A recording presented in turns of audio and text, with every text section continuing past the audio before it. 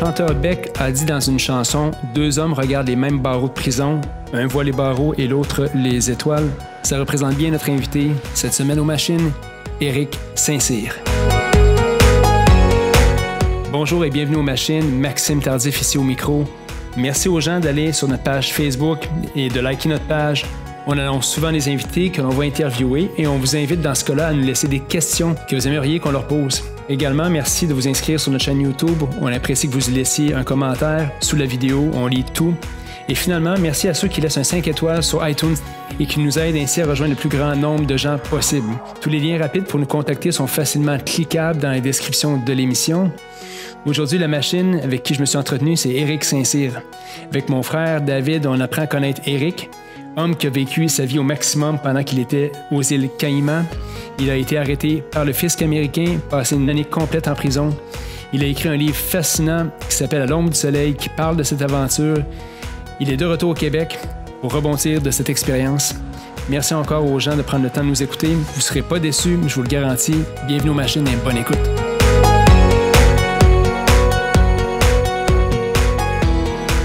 Bienvenue aux machines tout le monde. Cette semaine, Éric Saint-Cyr est avec nous. Je suis pas mal excité de ça parce qu'Éric Saint-Cyr, dès le moment où cette aventure des machines a commencé, c'était un désir profond d'avoir Éric Saint-Cyr ici à l'émission parce qu'Éric est une machine. En fait, moi, je t'ai connu à travers ton livre « À l'ombre du soleil » qui est possiblement le meilleur livre que j'ai lu depuis longtemps. Je suis pas du genre à lire vite, mais dans 2 jours, j'ai passé à travers. Le monde, je pense, peut peut-être juger de ce que tu as fait, tout ce que tu n'as pas fait. Peu importe, les gens connaissent peut-être pas toute l'histoire. Mais pour moi, tu es quelqu'un qui a vraiment fait des choses extraordinaires. Tu as utilisé quelque chose d'une épreuve dans ta vie pour en faire d'autres choses, dont écrire un roman extraordinaire puis propulser ta vie ailleurs. Puis je pense que t'es pas assez connu. Je t'avais au bureau hier, j'étais tout excité de raconter qu'Éric Saint-Cyr était à mon podcast. On dit Éric Saint-Cyr, c'est qui ça? Puis quand j'en parle un peu puis s'intéresse à ça, je dis wow, c'est qui ce gars-là, tu sais. Fait que moi, je suis vraiment content de t'avoir avec nous autres, Éric, aujourd'hui. Merci d'avoir accepté l'invitation sans question. C'est moi qui te remercie. C'est un honneur d'entendre ça. J'avais jamais écrit de livre, moi, avant. Hein. J'ai parti ça scratch, j'avais aucune idée que ça aurait de l'air. Les ventes ont été excellentes. Les résultats sont bons, puis ça fonctionne bien. D'ailleurs, c'est le livre qui m'a permis de replacer ma vie. C'est le livre qui, lorsque j'étais en prison, m'a permis de m'en sortir. Puis toutes les occasions d'affaires qui se sont présentées par la suite, il y a une bonne partie que je les dois au livre. Good. Ben, écoute, je vais montrer juste à l'écran pour que le monde voit le livre Éric, À l'ombre du soleil. C'est ce livre-là que je vous recommande tout le monde. Éric, parle-nous de comment tu as grandi. Tu as grandi à Trois-Rivières. Parle-nous avant le livre. Puis... Je suis natif de Saint-Marc-des-Carrières. OK. C'est un petit village entre Québec et sur la rive nord, entre Québec et Montréal. D'une famille de manufacturiers. Mon père a toujours été manufacturier en vêtements pendant une longue période de sa vie, quasiment jusqu'à sa retraite. Il réussissait quand même assez bien. Par la suite, on a vécu à Drummondville. Moi, j'ai toujours recherché l'aventure. Ce qui était important, je suis pas quelqu'un qui pouvait rester en place, qui était très oisif. Je voulais vivre plus que ce que je voyais qui m'était offert. Donc, c'était de voyager, c'était de entreprendre un risque et ne pas prendre de risque. J'avais tendance à prendre des risques. Et ça s'est développé à un très, très jeune âge. Je lisais énormément quand j'étais jeune des bouquins d'aventure, des Jim la jungle, qui est l'ancêtre de Indiana Jones, etc. Ça me faisait rêver, là, les 6, 8 et 10 ans. Et en vieillissant, c'est un désir qui est resté. Je suis allé à l'université en marketing, en finance. Je suis sorti, j'ai trouvé un emploi je me suis fait recruter par une des grandes banques canadiennes. Et je détestais ce que je faisais. Ça remplissait pas mon besoin de vivre quelque chose de différent. J'ai rentré là-dedans parce que la liberté, pour moi, c'est en partie faire de l'argent. Si tu es capable d'accumuler des sous, tu es capable de vivre ce que tu veux vivre, tu es capable de voyager. Et j'ai poussé dans le monde des finances très rapidement pour m'en aller du côté de la vente dans les compagnies de fonds mutuels, mais représentant au point de vue des courtiers. J'étais quelqu'un de très timide. Et un courtier, c'est quelqu'un qui se fait dire non 99 fois sur 100 en finance. C'est probablement la même chose en real estate. Moi, je vendais à des vendeurs. Donc, c'est des gens qui sont assez durs dans leur relation jusqu'à temps que tu leur montres que tu apportes vraiment une valeur. j'ai appris à vendre. Là. J'ai eu des bons mentors et ça m'a permis de grandir à l'intérieur des compagnies avec lesquelles j'étais impliqué. Et à un moment donné, c'est produit la chance d'aller gérer à Toronto. Donc, j'ai pris en charge l'équipe de Toronto. Ça m'a donné une chance extraordinaire d'apprendre mon anglais. L'anglais, c'est ce qui m'a permis vraiment d'atteindre la liberté. Et c'est un must, je crois, pour un Québécois aujourd'hui, d'être en mesure de posséder 2 langues. Mes filles, moi, ils parlent tous 3 langues. Puis en anglais, on dit c'est un asset, là. C'est une valeur sûre pour être capable d'avoir une carrière ou faire quoi que ce soit. Je suis revenu à Montréal, je continuais de monter à l'intérieur de l'entreprise et l'entreprise avec laquelle je faisais affaire gérait les actifs d'une banque à charte canadienne importante aux îles Caïmans et j'ai été demandé d'aller faire le takeover. Donc, c'est nous qui ramassions le bras de gestion de la banque canadienne. Donc, j'ai déménagé aux îles Caïmans que j'avais quand même pas mal manipulé pour essayer de me rendre là, ce que j'ai réussi à atteindre. Donc là, j'ai goûté au plaisir de sortir du Canada et découvert des cultures, un monde complètement différent. Et j'ai adoré ça. De pas avoir besoin d'habiller les enfants les journées d'hiver. Il fait beau 320 jours par année. La température moyenne, c'est 82-83 degrés. Vivre dans un pays où la moitié des gens sont couleurs, l'autre moitié sont blancs, mais qu'il n'y a pas de tension raciale, où il y a autant d'expats, donc il y a autant de gens qui n'ont pas de racines, ça veut dire qu'ils sont pas refermés sur leur famille, mais qui cherchent à se faire des amis. Ça amène une dimension à une vie qui est complètement différente. Souvent, on a parlé du pas de taxes. Il y a eu des articles de journaux où on disait Saint-Cyr et il s'en va là-bas parce qu'il ne paye pas de taxes pour faire le plus d'argent possible. On va faire le plus d'argent possible, dans ma tête, c'est pas un crime. La vraie raison d'aller vivre à l'extérieur, aller vivre aux îles Caïmans, comme exemple, c'est la qualité de vie. La qualité de vie, si c'est ce que tu recherches, c'est extraordinaire. Aller en pêche en haute mer, de sauter du bateau, pouvoir jouer avec les poissons, tu vois des choses, tu vis des choses qui, ici, sont très différentes. Une fois que tu t'es retrouvé là-bas, est-ce que tu t'es dit, puis avant, là, toute la mésaventure, là, tu t'es dit, je suis finalement arrivé dans ma vie. Tu sais, on dit ça en anglais, c'est I've arrived. Tu sais, je suis comme là où je dois être dans ma vie. Tu sais. On prenait l'avion en 2013 ou 2014 et on était à l'aéroport de Miami, moi et mon épouse, puis il y a quelqu'un qui est sorti d'un avion, puis il y avait un T-shirt des îles Caïmans, les genres de T-shirts avec tous les poissons dessus ou de plongée. Et j'ai dit, regarde, il y a un T-shirt de chez nous. Puis là, elle est partie à rire parce qu'elle m'a dit, chez vous, c'est plus le Québec, chez vous, c'est plus le Canada, chez vous, c'est là. Puis oui, mes racines étaient là. Moi, il me manquait 1 an pour devenir citoyen du pays, lorsque je suis parti. Donc, j'ai fait un bout de chemin à Caïmans. Je suis revenu au Canada comme numéro 2 de la boîte d'investissement qui, à ce moment-là, avait été achetée par la banque.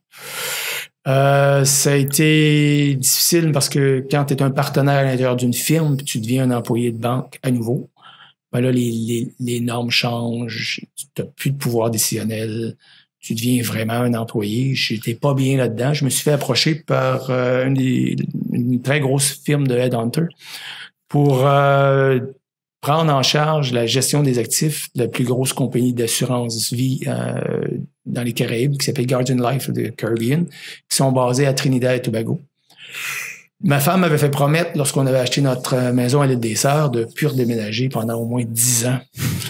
Donc, 24 mois après, lorsque je me suis fait approcher, puis je sentais que j'avais des grosses chances d'avoir l'emploi, on s'est payé des vacances au Vietnam, puis sur le bord d'une piscine au Vietnam en prenant un mojito et en se faisant bronzer. J'avais pas parlé encore, je savais pas comment aborder le sujet. Elle m'a dit, tu sais, ta promesse, on est tellement bien dans le sud, à l'étranger, oublie ça. J'ai dit, ça tombe bien, juste faire une histoire rapide. 6 mois plus tard, on habitait à Trinidad et Tobago. Une île extraordinaire au point de vue de la culture. 49% des gens sont de descendance de l'Inde. 47-48% sont de descendance africaine. Le reste, c'est un melting pot. Les 2 cultures, ça fait du beau monde. Il y a 3 Miss Univers / Miss World qui viennent de Trinidad pour une population de 2 millions. C'est extraordinaire. Ça fait aussi des gens intéressants. Ça fait une nourriture fantastique. Mais c'est un endroit où la criminalité est une des plus élevées au monde. Quand j'ai resté à Trinidad, il était numéro 1 au monde pour le taux de kidnapping par capita. Ah ouais. D'ailleurs, je pense que tu as été victime Home Invasion chez vous que tu as parlé, je pense, en long et en large. On a eu un matin comme ça où il y a des gens qui sont arrivés avec des mitraillettes. Le but, c'était de me kidnapper. Et, la famille, moi, j'ai 2 filles. Et j'avais mon épouse qui se cachait dans la maison. Et là-bas, c'est très, très commun que lorsque ces choses-là se produisent, les femmes se font violer en plus. Ouais, c'est ça. Hein? Ça a créé un gros stress. Ils ont réussi à s'en sortir. Ils n'ont jamais trouvé. Moi, j'en ai mangé toute une coup de mitraillette dans le visage. Mais j'ai été chanceux. Ma femme était capable d'appeler quelqu'un. Donc, quand c'était le temps que j'embarque dans le coffre de la voiture, je suis resté à l'extérieur. On s'est débattu un peu. Puis, pendant que ça arrivait, le garde de sécurité est arrivé. Mais ça a duré 20 minutes. C'était 20 minutes d'enfer. C'est quand même très intense. C'est peut-être un des bouts forts, d'ailleurs, du livre. Je m'excuse, moi, c'est difficile.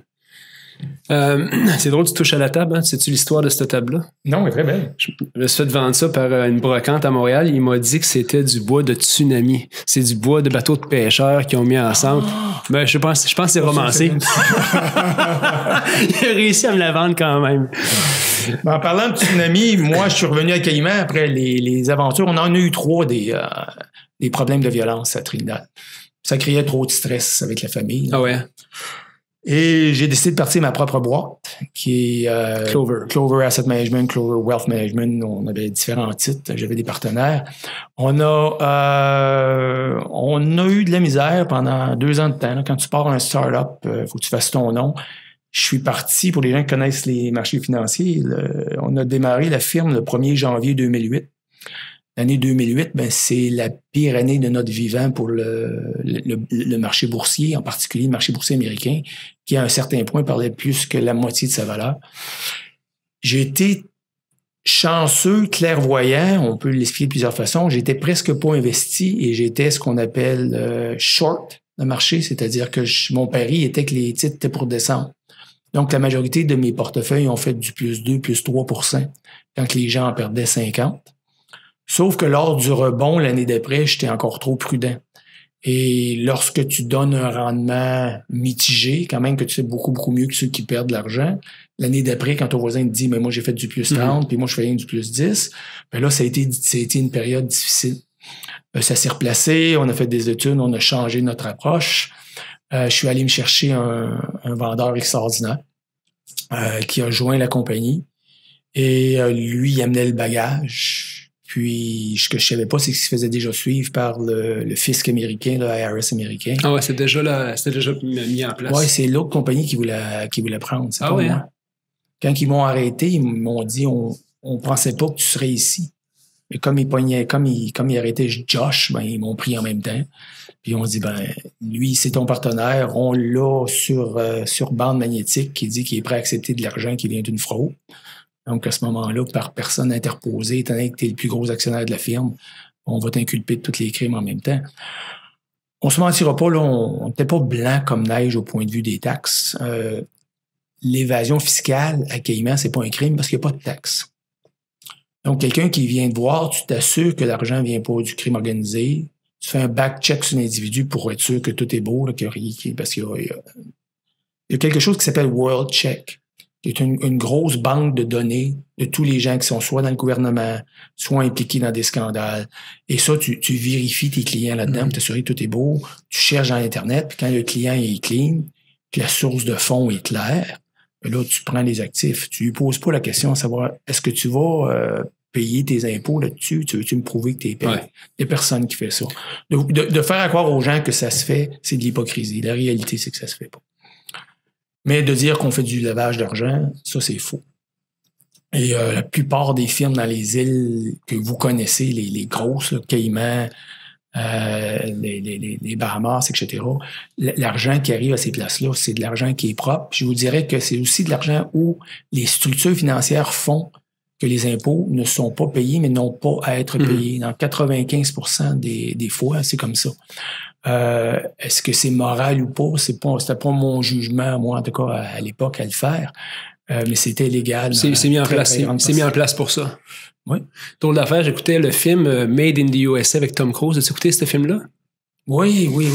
Ça me fait penser un peu à ton histoire parce qu'ils mettent en place des affaires, tu sais, comme le gouvernement, là, il met en place, mais finalement, c'est un crime, c'est une entente tacite ou c'est quoi? Peut-être que je me trompe, mais c'était un peu... ça m'a fait réfléchir un peu quand je regardais ça. Ouais, lui, c'était du trafic de drogue, c'était quand même gros, là. Et puis encore là, tu voyais que ça fait pour combattre un pays en faisant en finançant du marché d'armes avec la Colombie sur l'autre côté. Mais on fait des choses qui sont beaucoup plus ouvertes que ça, qui ont des répercussions sur les finances d'un pays bien pire que ça aussi. Ouais. Au Canada, on signe des ententes de non-double taxation. C'est quoi une entente de non-double taxation? Ce sont de bonnes ententes la plupart du temps. C'est nous, avec la France, nous, avec les États-Unis, qui disons, ben regarde, ton gars, il reste chez nous, il paye ses taxes chez nous, quand il va retourner chez vous, il n'aura pas besoin de payer ses taxes. Ta corporation, elle a payé ses taxes chez nous. Si la corporation qui est chez nous verse un dividende à la corporation qui est chez vous, qu'elle est détenue par la même compagnie, tu n'as pas besoin de recharger une taxe une deuxième fois. Sinon, ça va devenir rien que des taxes dans un monde qui est de plus en plus global. Les gouvernements, dans leur recherche de pouvoir trouver des individus et de casser le milieu, la non-transparence du milieu offshore, le gouvernement canadien en particulier, autant les conservateurs que les libéraux, on dit, hey, on a une idée de génie. On va aller voir des îles comme les Bahamas, les Caïmans, toutes les îles où il y a beaucoup d'argent de caché. On va leur dire, on va signer une entente de non-double taxation. C'est-à-dire que si la compagnie qui est chez nous ouvre une compagnie chez vous, les profits qu'il va faire à l'international, donc admettons que tu vends des pneus au Japon à travers de ta filiale caymandaise, quand tu vas ramener ce profit-là chez nous, étant donné qu'il a déjà été taxé chez vous à zéro, mais il a déjà été taxé, ben à ce moment-là, le dividende ne sera pas taxable. Pour une île comme les îles Caïmans ou les Bahamas, c'est un cadeau extraordinaire. Parce que tu as tout un paquet d'entreprises qui viennent créer des hubs pour être capables de transiter leurs transactions internationales à l'intérieur du petit pays et de ramener ça au Canada sans taxe. Et en échange de ça, si moi je viens de voir, puis que M. Jean-Charles Latrimouille, je pense qu'il cache 1 million ou 100 000 piastres puis qu'il ne paye pas ses impôts dessus, je vais te monter un beau dossier, je vais te le donner et tu vas casser ton secret bancaire puis tu vas me dire oui, il y a un compte parce que tu m'as dit où. Ça te permet d'aller chercher des petits fraudeurs, c'est du retail, si tu veux, dans mon domaine, là, des gars de 100 000, 200 000, 1 million. Et ça permet à des compagnies de ne plus payer d'impôts sur 200, 300, 1 milliard de revenus. L'impact financier sur le term sheet, le bilan d'un pays, c'est désastreux. Et là, tu mélanges ça maintenant avec les achats en ligne, où tu peux avoir une compagnie en ligne qui, elle, est établie à l'extérieur d'un autre pays. L'assiette fiscale d'un pays qui vient du côté corporatif, au particulier au Canada, elle va fondre de plus en plus vite. Avant, là, c'était rien que les gros là, qui faisaient des structures internationales. Maintenant, n'importe qui, avec l'Internet, peut vendre à l'étranger. Donc, il y a de plus en plus de gens qui structurent ces choses-là. Et ça, on n'en parle pas. Parce que c'est complexe, c'est difficile à comprendre. Si tu parles de ça dans le journal, ça va être en page 22 parce que les gens, ça les intéresse pas. Mais de parler de quelqu'un qui est arrêté ou qu'on a mis ce gars-là à l'amende parce qu'il avait fait 100 000 piastres sans payer ses impôts, ça, on en parle beaucoup. Mais 100 000 piastres, ces impôts que tu vas payer, versus les milliards qu'on perd de l'autre bord, ça n'a pas de commune mesure. Je veux beaucoup en parle de mindset avec toi parce que tu t'es retrouvé en prison à un moment donné suite à ton arrestation. Tu savais pas trop combien de temps tu avais à faire là? Moi, j'étais un gars de plan B. Excuse-moi, je t'ai interrompu. J'avais des plans B pour tout dans ma vie. Ah ouais? Mais moi, j'étais pas un criminel. J'avais pas de plan B pour aller en prison. Je savais pas prévu ça dans la prison. T'avais un plan B ou t'avais tout le temps... Parce que j'ai lu un livre de ce temps-ci qui s'appelle Mindset. T'as le fixed mindset puis le mindset de croissance. Genre que s'il y a de quoi qui arrive, le plan B, tu sais pas c'est quoi, mais il arrive. Moi, il était clair aussi. S'il m'arrive un pépin ici, si ce business-là fonctionne pas, je peux faire un pivot puis m'en aller là. Si ça ici, ça fonctionne pas, mais regarde, je pourrais prendre un peu de mon capital, le réinvestir là puis faire ça. Toujours quelque chose pour pas me retrouver le cul à l'eau. Ma tête, elle fonctionne comme ça. Moi. Il y a toujours 3-4 alternatives. C'est toujours une question d'algorithme, je pousse un peu, mais de probabilité. Ouais. Bon, j'ai 70% des chances que ça marche, et 30% ça marche pas. Qu'est-ce que je fais si ça marche pas? Puis déjà, d'avoir 2 steps. La prison, j'avais pas prévu ça. Moi, je me considérais pas comme un criminel. Le procureur principal sur ma cause m'a dit devant témoin, devant mon avocat, Monsieur Saint-Cyr, on sait que vous faites pas de blanchiment d'argent. C'est pas pour ici, c'est pas pour ça que vous êtes ici. On était rendu avec la plus grosse plateforme de transactions en ligne, de stock dans les marchés offshore au monde. On était la première. Ah ouais. On était la première. Fait que ça faisait parler beaucoup.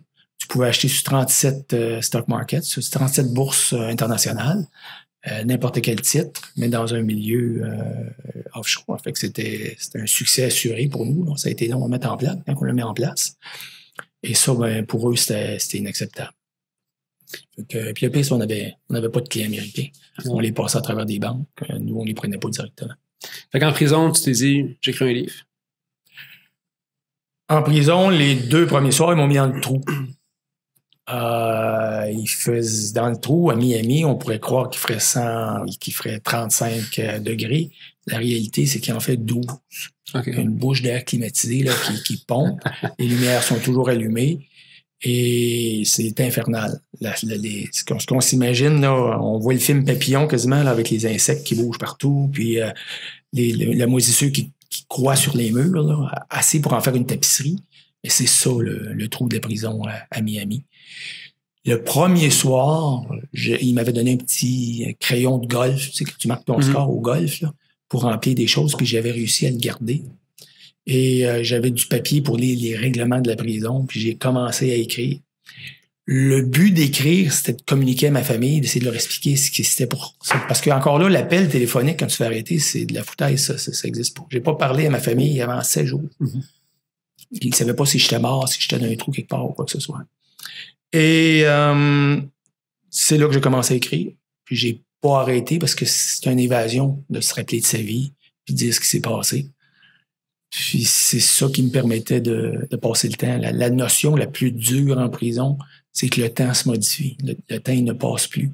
Dans le rythme de vie qu'on a aujourd'hui, on ne voit pas ces journées passer. Tout le monde se plaint de ça. Je vais vous dire une chose, il vaut mieux ne pas les voir passer que de les voir trop passer. Le jour de ton arrestation, quand tu t'es fait mettre les menottes, la première chose qui t'est venue en tête, c'est quoi? Je vais être sorti demain. Ouais. C'est rien qu'ils veulent me faire peur, puis c'est correct. Et il y avait good cop, bad cop. Il y avait un bon policier et un mauvais policier. J'ai demandé au bon policier, à un moment donné, quand on s'est retrouvé dans une pause sur un interrogatoire, je sors quand? Puis il m'a dit, ça sera, on est jeudi ou vendredi. Il me dit, ça sera pas avant lundi parce que les juges sont pas là le week-end. Ça m'a donné un choc. La deuxième chose, c'est comment j'avertis ma famille. Puis la troisième chose, c'est est-ce que l'image qu'on a du monde carcéral, que la télé nous véhicule, c'est vrai? Je vais-tu en manger une crise quand je vais tomber en dedans ou c'est le monde standard? Là, la peur te prend pareil, t'as beau te contrôler. Là. Moi, les genoux qui nous shake, je savais pas que c'était une vraie expression, ça. Avant de passer devant le juge le lendemain, ils te mettent en chaîne. Hein? Lorsque tu sors le matin, tu as des chaînes aux pieds, des chaînes aux mains, une chaîne entre celles des mains et des pieds reliés ensemble, et tu n'es pas capable de faire un pas total. Donc, les menottes aux pieds te mangent la peau si ton pas est un peu trop gros. Tu prends un petit beat de gars de 78 ans, là. Puis là, tu te mets une série de 50 gars en ligne, puis c'est en dessous de la terre, entre la prison puis le centre de détention, puis tu t'en vas. C'est médiéval. C'est incroyable qu'on ait encore des êtres humains de cette façon-là. Et quand je suis arrivé en avant du juge, avant de passer, parce que là, j'avais pas d'avocat, j'avais rien. Là, tu passes pour est-ce que vous plaidez coupable, est-ce que vous avez besoin d'un avocat, est-ce que vous avez assez d'argent pour vous en permettre? C'est des questions de base. Les genoux me bougeaient. J'ai connu la peur comme je pensais pas que ça existait. J'ai été tabassé par des voleurs chez moi. Puis, peut-être parce que là, c'est l'adrénaline qui roule, mais c'était rien par rapport à la peur que j'ai vécue à ce moment-là. Que tu penses plus, tu es en mode de survie. C'était quoi tes plus grosses forces, tes plus grosses qualités qui t'ont permis de passer à travers ton séjour en prison avec une certaine, un certain calme, je dirais, si c'est le cas, là, mais je pense que tu as réussi à t'intégrer quand même, selon ton livre, d'une certaine manière, en prison. Ben, la prison, c'est une société qui est très similaire à n'importe quelle autre société. Les gens en prison, ils sont pas vraiment différents des gens à l'externe. Il y a bien des réactions de gens que j'ai vus en prison qui me semblaient être plus éthiques que des réactions de, tu sais, en prison, ça coupe pas dans la ligne. Là. En prison, si tu seras en voiture, il y a personne qui te ferait un finger ou quoi que ce soit. Les gens sont plus structurés. Les gens sont souvent beaucoup plus honnêtes aussi. Fait que ça, l'adaptation à la prison, quand tu te rends compte que ce que tu as de peur, c'est pas fondé.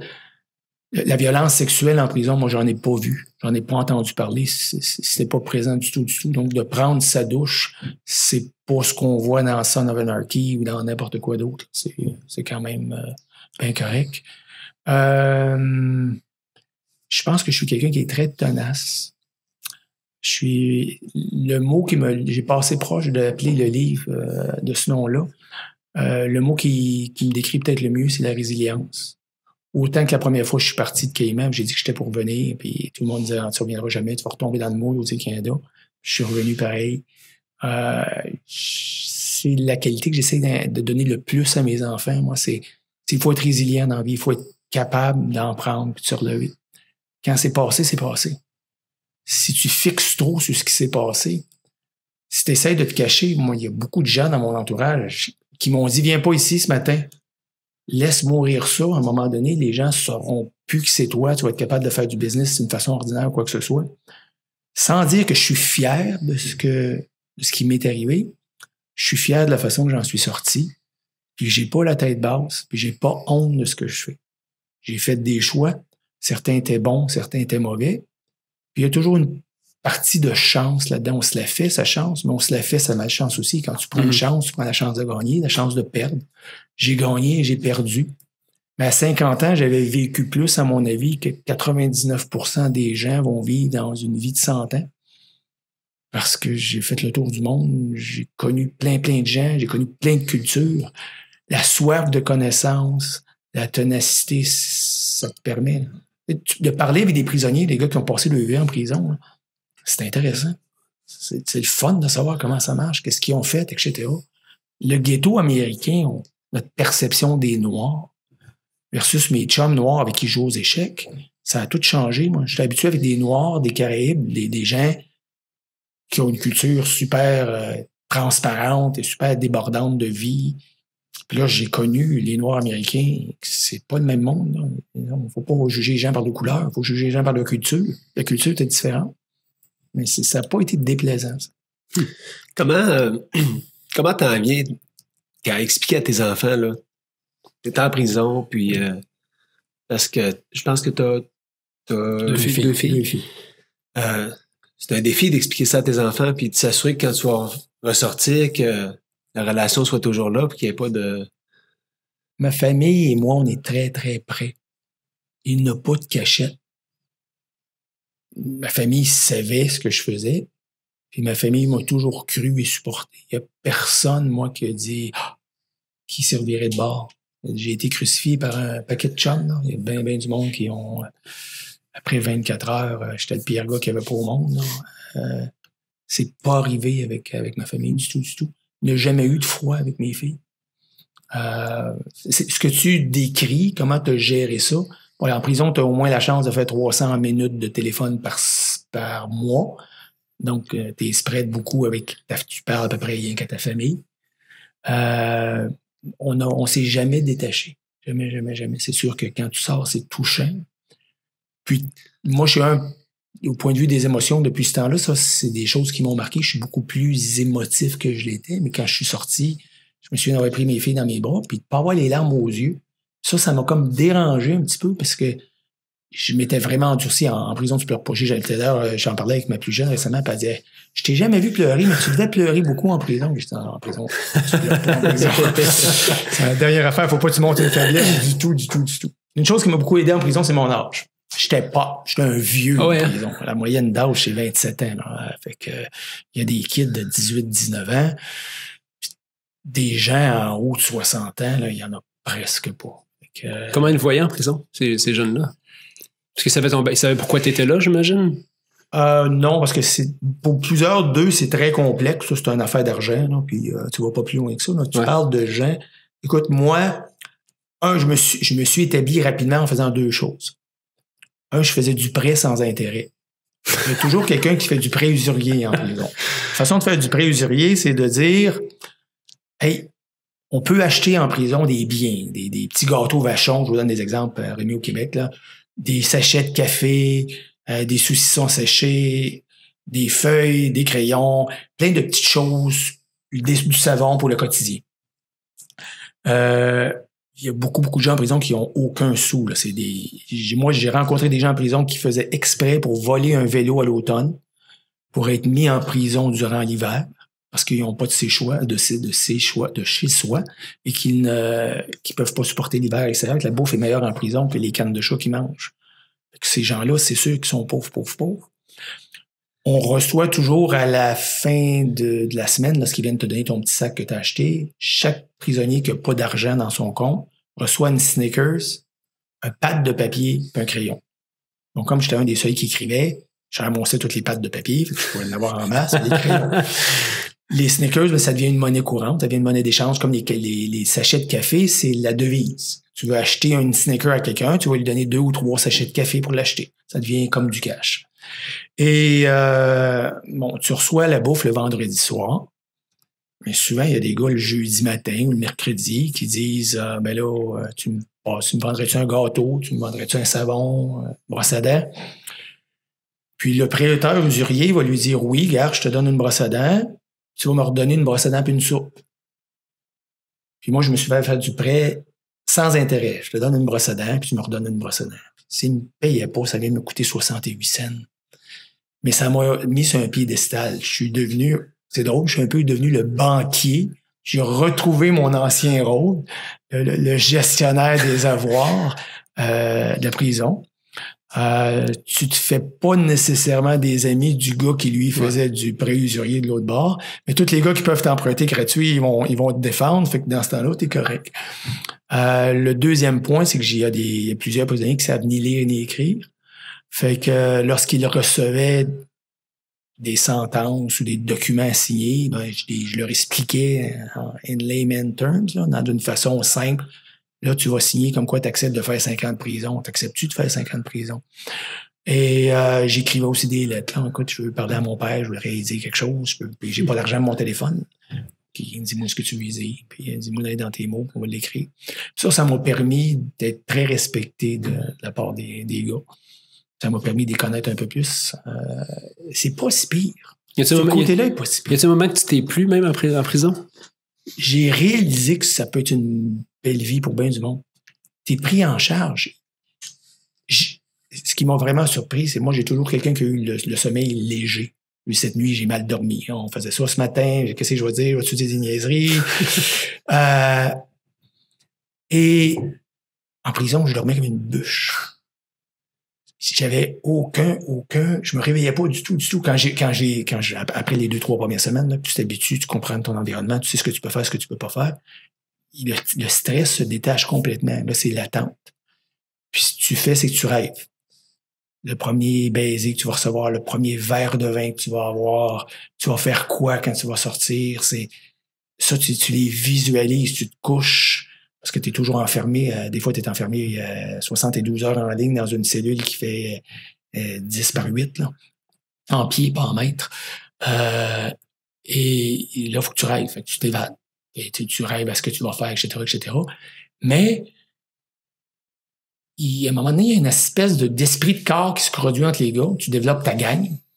Disons, t'as une gang de 8-9 gars. Tout le monde veille sur chacun. Tu n'es jamais dire si quelqu'un rentre dans... Tu n'as pas le droit de rentrer dans la cellule d'un autre prisonnier, à part ton roomie, le gars avec qui t'es là. Jamais quelqu'un rentre dans ta cellule, tu as un gars qui va te protéger tout de suite, qu'il y a un gars qui rentre en cellule ou qui va le ramasser à ta place pour dire qu'est-ce que tu faisais là. S'il y a du grabuge, parce qu'il y a du grabuge, il y a un paquet de gars ensemble, t'es pris de tout. C'est sûr que des chicanes et des batailles, il y en a régulièrement. Mais moi, j'étais plus vieux, puis je me suis quasiment battu à un moment donné. Puis il y avait un de mes copains, un gars de 6 pieds 4, 300 livres, un noir, donc il se tenait avec les noirs. Moi, je trade même. C'était un gars avec qui je faisais du trade, puis on joue aux échecs. Le lendemain matin, on a déjeuné ensemble, puis il dit, j'ai réglé ton problème, tu n'auras plus jamais. C'est quand même intéressant. J'ai pas eu besoin de payer pour ça ou quoi que ce soit de la protection. C'est rien que parce que l'esprit de corps est là. Donc, c'est ce que je me suis plu. Le malheur était confortable, plus que je pensais. Ça a été plus difficile à la prison qu'au centre de détention. Donc, j'ai fait 7 mois de centre de détention dans des conditions exécrables. Tu sais pas ce que tu manges. Tu es dans une place où il est supposé avoir 45 prisonniers, il y en a 90. Le lit qui est rajouté dans la cellule, ce qui est supposé avoir rien qu'une personne, quand l'autre prisonnier urine, la pisse tombe sur mon lit. C'est infect comme endroit. Mais l'esprit de corps entre les gars, à cause que c'est difficile, à cause que les gardes sont durs, à cause que tu te fais crier après sans arrêt, est très, très fort, comme une équipe de sport. Où ce que s'il y en a un qui se fait pincer, les autres vont aller à sa défense. Quand je me suis ramassé en prison, c'était mieux organisé, c'était plus propre, la bouffe était meilleure, mais il n'y avait plus d'esprit de corps. Là, tu couchais 80 gars dans la même salle, hein, dans des lits, dans des bunk beds. Et ça, c'était chacun pour soi. Là. C'est là que j'ai aidé ma fille avec sa compagnie, où c'est que j'ai écrit l'ensemble du site web sur papier. Je lisais 2 journaux, puis 24 magazines par mois, 2 journaux par jour. C'était rien que de lire pour me tenir occupé. C'était plus difficile, la prison, quand même que les conditions d'emprisonnement étaient de loin supérieures que ce que j'ai vécu en centre de détention. C'est le contact humain qui est le plus important. As-tu gardé contact avec certaines de ces personnes-là que tu as rencontrées en détention ou en prison? Oui, j'ai un ami Facebook qui est un gars avec qui c'est un revendeur de drogue, un petit bonhomme super sympathique, un joueur d'échecs extraordinaire. Moi, je suis arrivé là, je pensais que j'étais bon aux échecs, puis après 5 parties où c'est que j'avais plus de pièces puis l'autre n'avait quasiment pas perdu, je me suis rendu compte que j'avais beaucoup à apprendre. Et il m'a invité sur Facebook, je l'ai accepté. Il est sorti pas longtemps après moi. Là, fait que c'est pas mal tout. J'ai eu une discussion au téléphone cette semaine avant que tu viennes ici avec toi, puis ce qui m'a interpellé, tu as parlé beaucoup de tes filles, tu en as parlé encore en prison, tu as planifié un site web pour aider ta fille en fait en business. Tu me disais que très jeune, il y avait un peu le même tempérament que toi, d'aventurier, de vouloir grandir comme ça. Comment t'expliques ça? C'était-tu dans leur génétique d'être comme ça ou ils t'ont vu aller dans la vie puis ils ont développé ces traits-là? À mon avis, c'est le genre de choses qu'on développe plus, qu'on a génétiquement. Les deux ont la même génétique, mais ouais, très, très similaire, même père, même mère. Ceci dit, ils sont pas pareils. Il y a une bonne différence. Il y en a une qui prend plus de risques que l'autre. L'autre est plus posée.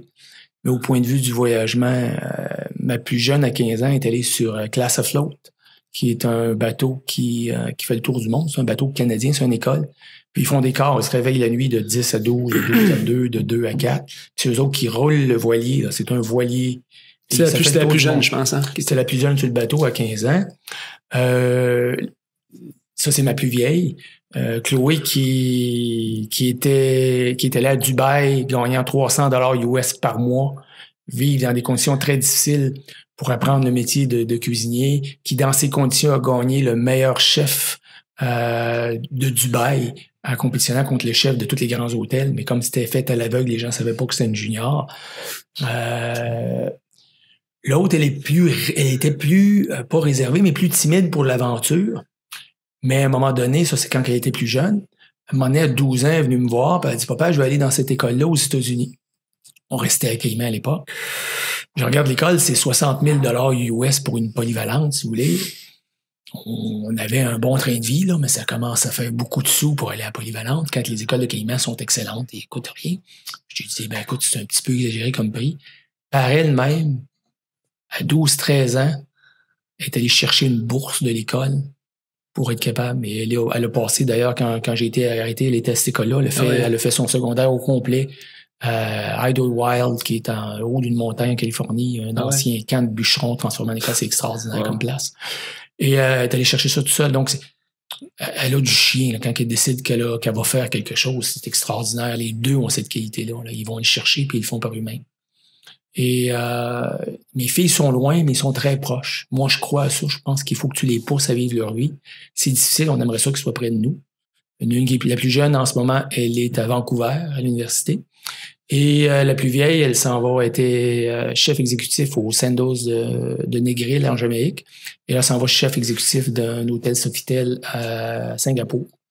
On rechange fuseau horaire. Elle a fait Dubaï, les îles Maldives, la Jamaïque, Singapour. À mon avis, c'est rien qu'elle a 27 ans. Donc, elle risque de voir encore beaucoup de pays.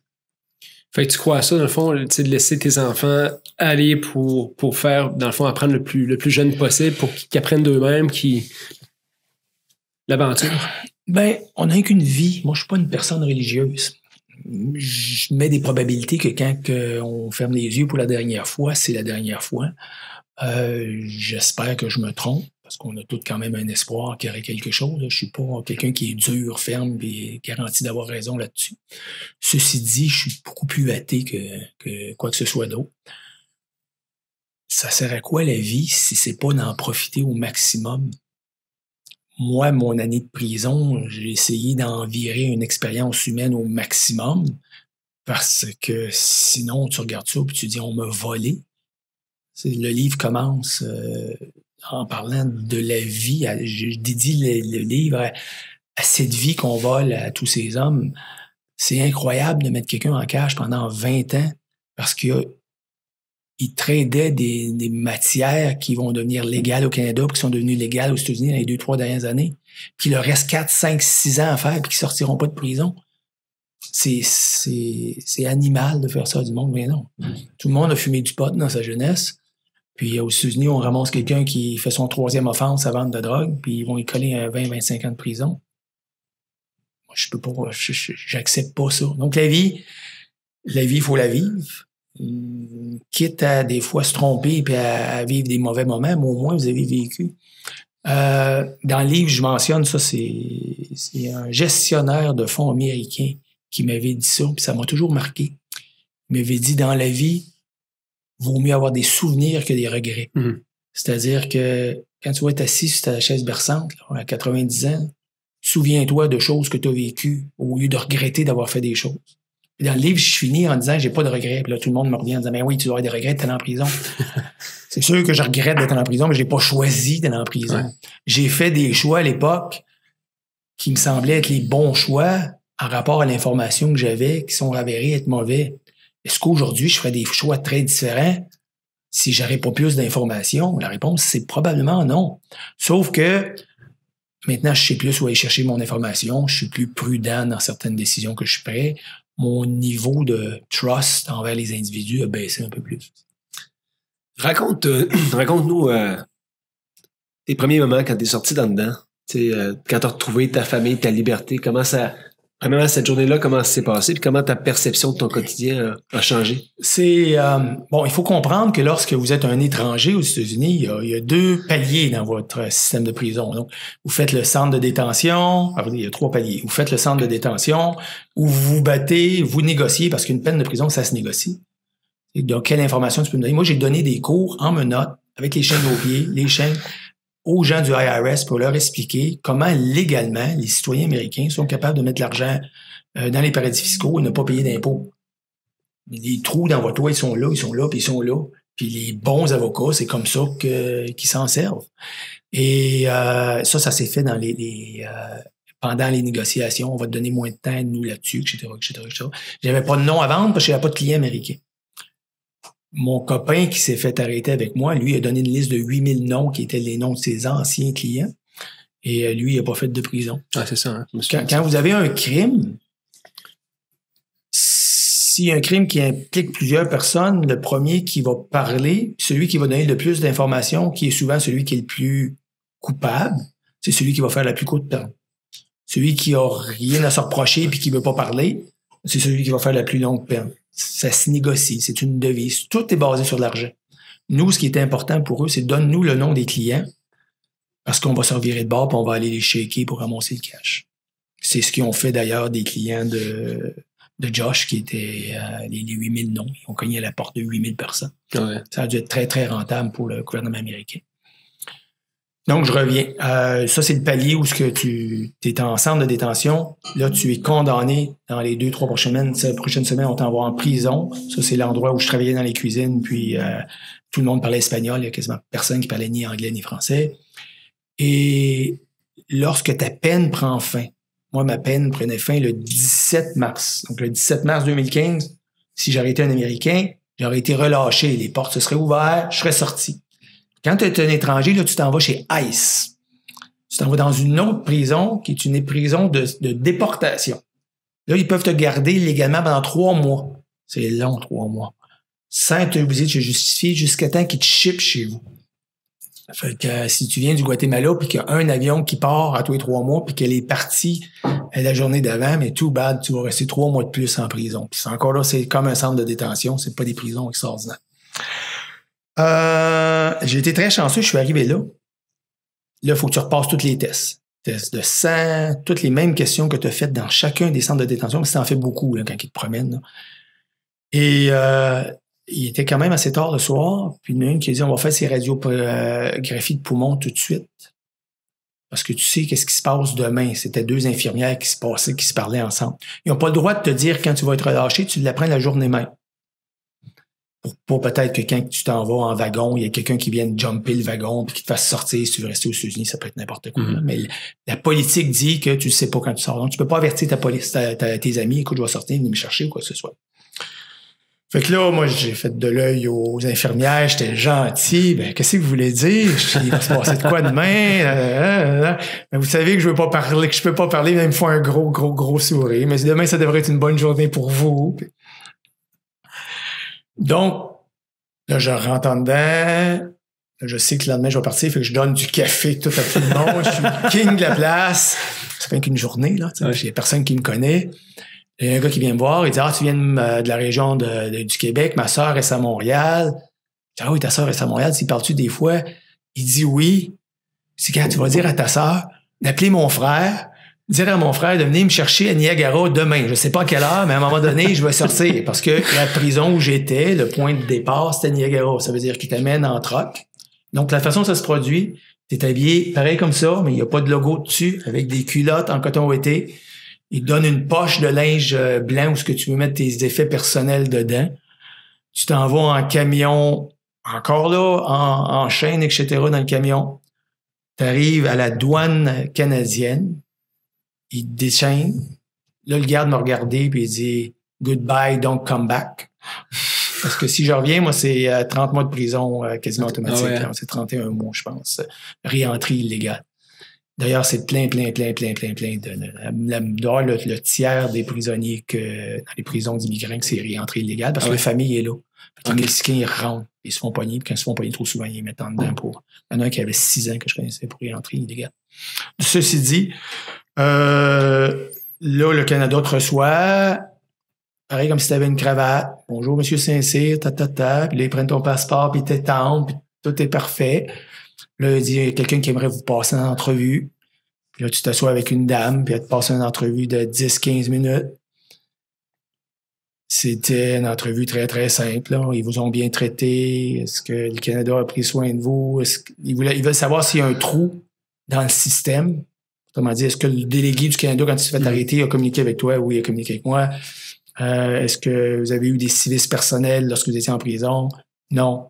OK, bonne chance dans votre vie, merci beaucoup. Puis là, tu sors, puis tu es en plein Niagara Falls, où tout le monde est sur le party. C'est le mois de mars, il fait froid, fait que c'est surtout des Asiatiques qui sont venus puis pour voir les chutes Niagara. Puis là, tu as ton petit sac. Ils t'ont donné 20$, tu as 20$ dans les poches. That's it. Mon frère avait dit, je vais aller chercher à tel hôtel. Puis là, j'ai marché dans Niagara Falls. T'as tendance tout de suite à regarder en arrière. T'es pas tout seul. T'as l'impression qu'on te watch, même si on ne watch pas. Je suis rentré dans l'hôtel à Niagara Falls. Je me suis assis au bar qui était pas ouvert. Il était 11h, j'ai attendu à midi. J'ai commandé ma première bière. C'était une Goose Island. Je me souviens très, très bien. J'ai dû prendre 1 heure pour la boire. Puis après ça, je suis allé marcher un petit peu. J'ai attendu mon frère. Il est venu me chercher. On est allé manger dans une rôtisserie brésilienne où c'est all you can eat meat.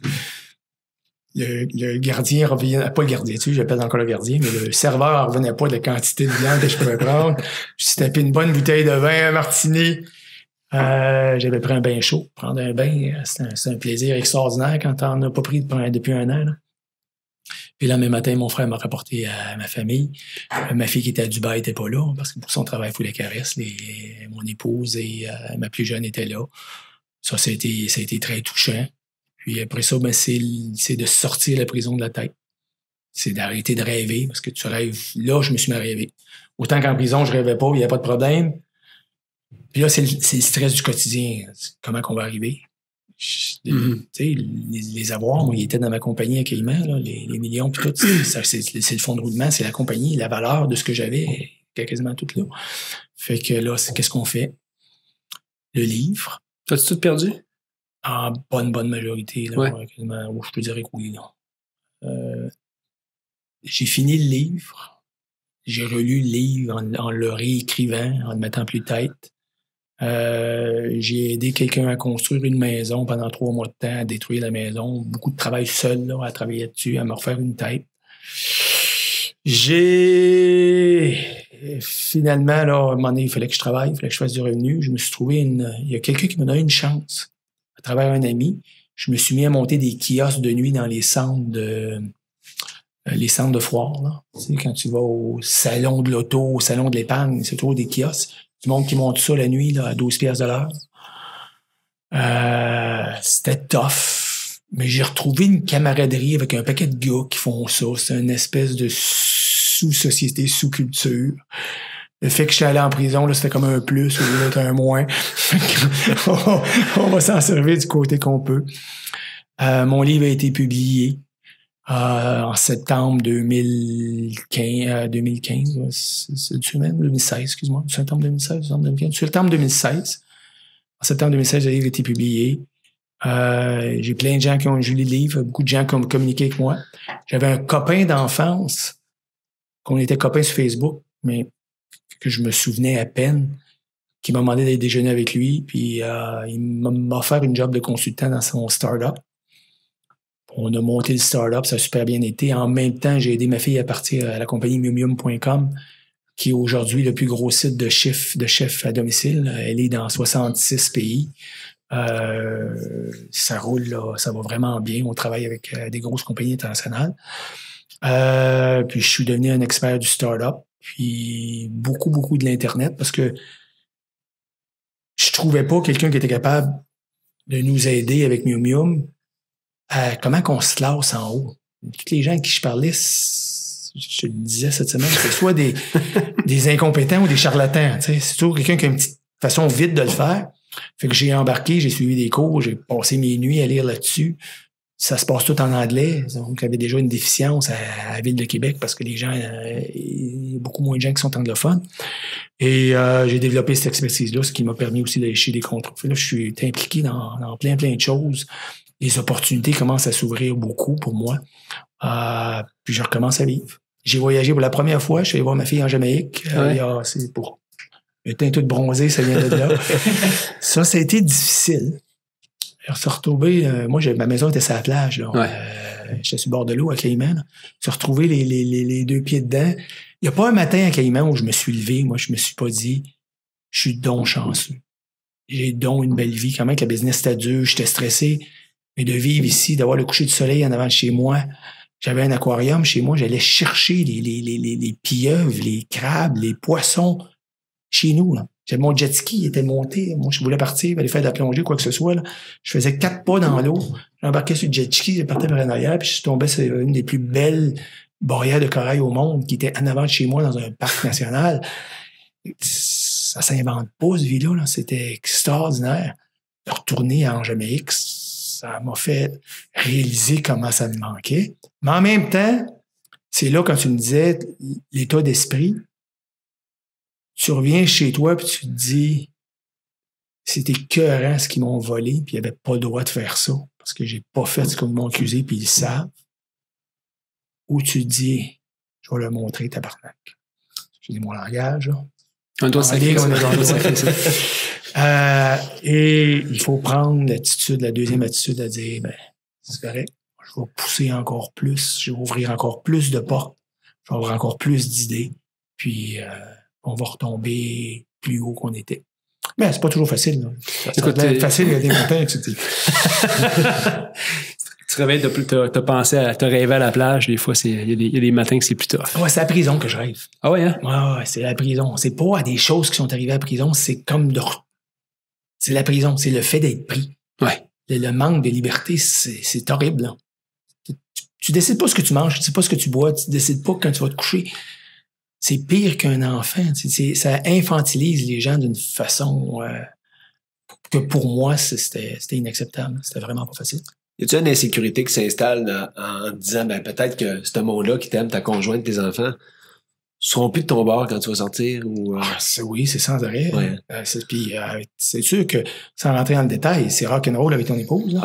Elle ramasse tout de l'autre bord. Là.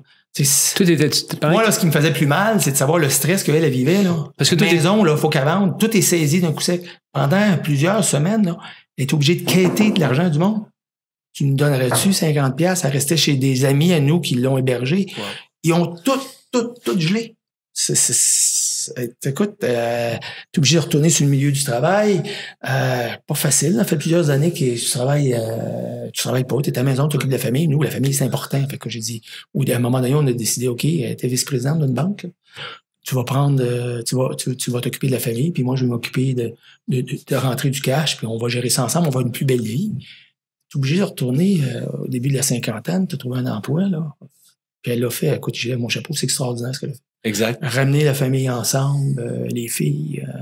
Je suis très, très, très fier de tout le monde.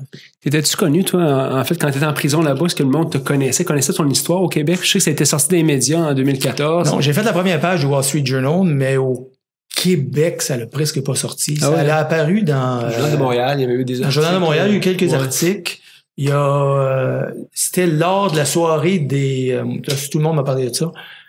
C'était lors de la soirée du débat des élections où Pauline Marois était encore là. Ah ouais. Et il y a une grosse banderole qui est apparue en bas. Là, en disant 2 Québécois sont arrêtés en Floride, pas en Floride justement pour blanchiment d'argent. Mais à part de ça, ça n'a pas été... Mais encore là, j'étais beaucoup moins connu en Floride, on va dire au Canada, que je l'étais dans le monde anglophone. Ah ouais. Mais pour moi, c'était plus facile d'écrire des livres en français que d'écrire en anglais. Puis de me trouver un éditeur en anglais, ça aurait été plus difficile. Mais ça a été une grosse affaire aux États-Unis, le Wall Street Journal. Aujourd'hui, j'en ris, là. La demande de financement du IRS, le IRS, c'est le fisc américain, donc c'est le bras des impôts des États-Unis. La demande de financement du IRS américain au Congrès américain. Donc, de façon figurée, là, le papier que le président du ministère du Revenu remplit pour demander de l'argent pour subvenir à ses besoins l'année prochaine au premier ministre ou au président du pays. Je suis mentionné dedans en page 22 dans leur liste.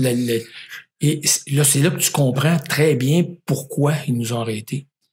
Ils nous mentionnent blanchiment d'argent, peine de prison, Et les 12 autres mentions sur la page, ce sont des institutions financières où ils ont eu à payer 2,5 milliards, 500 millions, 75 millions.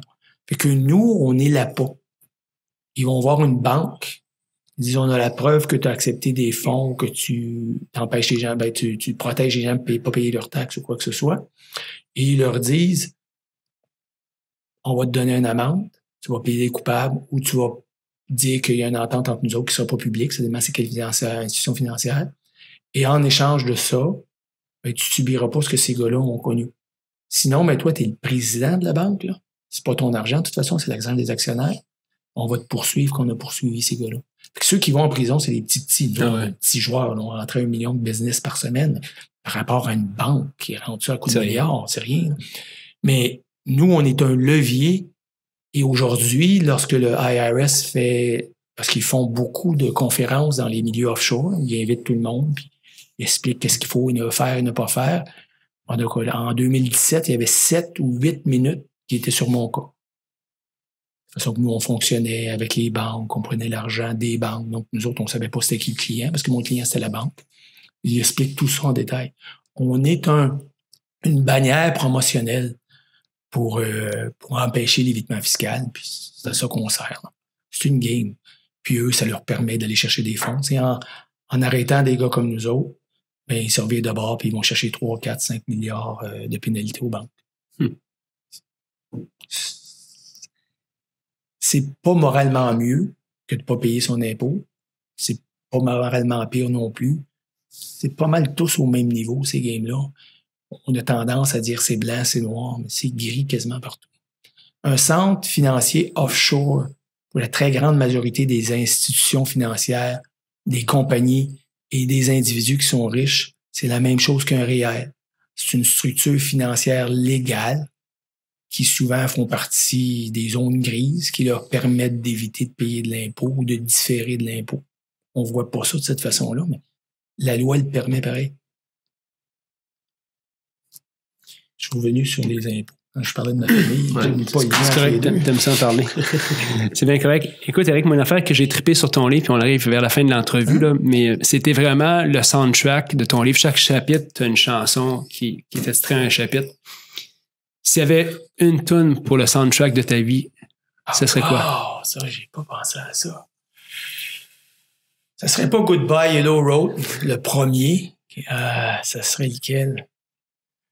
Il y a 3 ou 4 tunes qui m'ont vraiment marqué là-dessus.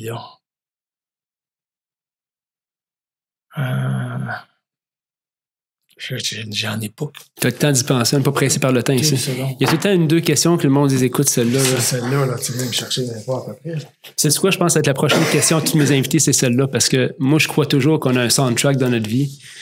Mais il change sans arrêt, le soundtrack. Ouais, mais il y a une moment qui va être le point culminant de ta vie, ça va être ça. Je suis peut-être pas rendu là. Tu sais, le crime of the century, c'est important quand je parle d'impôts puis qu'on permet toute l'évasion. C'est vraiment pas le soundtrack, oui. C'est vraiment pas le soundtrack de ma vie. Ouais, écoute, je sais bien que c'est... Tu penses, tu m'en reviens là-dessus? Non, je l'ai, c'est le dernier, puis c'est pour ça que je l'ai mis le dernier de ma vie, parce qu'il y a 2 chapitres qui parlent d'impôts. C'est une chanson de Peter Gabriel qui chante avec Kate Bush. Kate Bush, une voix extraordinaire. Ouais. Ceux qui connaissent pas Kate Bush, là, payez-vous ça, c'est fantastique. Ça dit Don't Give Up. Ouais. C'est une femme... excusez, là, les larmes me viennent. C'est une femme qui dit à son mari qui vient de vivre des moments très durs, qu'il n'y a plus de job, qu'il ne trouve pas. Don't give up. Puis lui, quand il chante le reflet, il se tient au-dessus d'un pont. Puis il se pose la question, je vais-tu me tirer en bas ou pas? J'ai vu Peter Gabriel chanter cette chanson-là au festival d'été l'année passée. Ça m'a beaucoup touché. Puis ma femme m'a pris par la main et puis elle m'a dit « fuck, don't give up ». Puis, ouais, c'est ça. Quand ça va mal, don't give up. Il faut que tu continues. C'est rien qu'un jeu mental. Le passé, le futur, le présent, ça peut tout se mélanger. Le passé qui te fait mal, il faut que tu le bloques, tu regardes par en avant. Arrêtez pas de rêver, arrêtez pas de vous faire des histoires que peut-être si je fais ça, ça va arriver. Faites-le, c'est la locomotive au succès, c'est la locomotive à l'évolution. Hey, j'ai cette idée-là, je vais l'essayer. Surtout si vous êtes jeune, vous avez 20, 25 ans, enfermez-vous pas d'une job, vivez. Faites ce que mes enfants font, promenez-vous, essayez, butinez, faites-vous des idées, regardez ce qui se fait ailleurs, essayez de l'implanter chez vous. Donc, give up pour quelque chose que tu veux pas. Si t'es pas content dans ta vie, si t'es pas content avec le monde que t'es, change-le. Si j'ai raison, puis quand on meurt, c'est fini. Ça va valoir quoi ta vie si t'as pas été heureux puis si t'as pas vécu dedans? Ça va rien valoir. Donc, give up. C'est un super message, puis tu parles de la mort, puis tu voudrais que les gens, si t'avais, on dit don't give up, puis si t'avais une chose que ta famille, tu veux qu'ils se souviennent de toi quand tu vas partir, ça serait quoi? Soyez tenace. Allez au bout de vos rêves. C'est tellement quétaine de dire ça, aller au bout de vos rêves. Mais la réalité, c'est... Puis, c'est drôle parce que là, des fois, je rembarque dans mon rôle de père. Je dis à mes filles, mais non, t'es sûr? Regarde, si tu fais ce move-là dans ta carrière, tu vas baisser ton salaire. Puis ma fille me répond, oui, mais je vais être plus heureuse. Ouais. Après ça, je me botte là derrière parce que elle me répond ce que j'y ai inculqué toute ma vie, puis là, je remets mes insécurités sur son dos en disant, oui, mais l'argent, c'est important dans la vie. Continuez sur la voie que vous êtes parti, puis tout va bien aller. On n'a jamais peur pour nous autres, on a peur pour nos enfants. C'est le même. On a peur pour nous autres. Ouais. quand tu vis un gros stress, ben, nous autres, c'est ton couple, là, souvent. Là. J'avais pas peur pour moi en prison. Avoir su... J'aurais tradé, c'est facile à dire, là, mais j'aurais tradé une sécurité financière et affective garantie pour ma famille contre ma vie en prison. C'est avoir su que j'aurais pu sortir un 10 millions quelque part, puis que j'aurais dit, ma femme aurait accepté de refaire sa vie, puis que tout aurait été beau. Puis j'aurais pu leur donner ça, puis leur dire, vivez la vie au maximum que vous pouvez, puis moi, je vais rester en dedans. J'aurais probablement fait ce trade-là. Donc, cette peur-là là, de... Ça, c'est important. Puis ça, je me suis rendu compte, c'est pas dans le livre, je me suis rendu compte de ça en sortant. C'est pas ce qu'on n'a pas qui fait mal. C'est ce qu'on a pu. C'est ce que tu as perdu qui va te faire le plus mal. De savoir c'est quoi, quand tu sais pas c'est quoi les deux pieds dans la mer en avant de chez vous, à vivre une belle vie entourée de voisins que tu adores, une vie de quartier, une famille que tu aimes, tu l'as pas perdu. Tu peux l'envier, mais tu l'as pas perdu. Quand tu perds ça, puis après ça, quand tu perds la liberté, un verre de vin, si t'aimes boire du vin, le 3/4 du temps, quand tu prends le verre de vin, tu le prends en mangeant, puis tu le savoures pas. Quand tu l'as perdu, là, tu dis, c'était-tu bon, ça? Coucher aux côtés de ta femme, quand tu dors, puis tu te réveilles, puis il y a quelqu'un qui collé sur toi de chaud. C'était-tu bon, ça? Quand on a perdu ces choses-là, ça te permet de les apprécier. Le problème, c'est qu'on embarque dans le train-train quotidien, puis souvent, on a tendance à aller retourner où on était. Mais une fois de temps en temps, tu te mets à broyer comme je viens de faire là, puis là, tu te dis, ah, j'apprécie-tu ce que j'ai. Donc, mais il y a quand même des choses qui te manquent. Ce que tu as connu, que tu as perdu, ça te manque. Éric, honnêtement, je fais ce podcast-là un peu pour inspirer du monde à faire des affaires extraordinaires, mais surtout à parler de bien des affaires. Puis tous les invités qui viennent m'amènent des affaires extraordinaires, mais les 5-10 dernières minutes qu'on a eues avec toi, honnêtement, si les gens doivent retenir quelque chose de cette entrevue-là, c'est ça, je pense. Fait que merci 1000 fois d'avoir accepté l'invitation. Ouais. C'est bien inspirant. Puis je pense qu'il faut qu'on se parle de business après. C'est beau. Toujours ouvert pour business. Merci les gars. Ça fait plaisir. Merci Éric. Bonne fin de journée. Merci.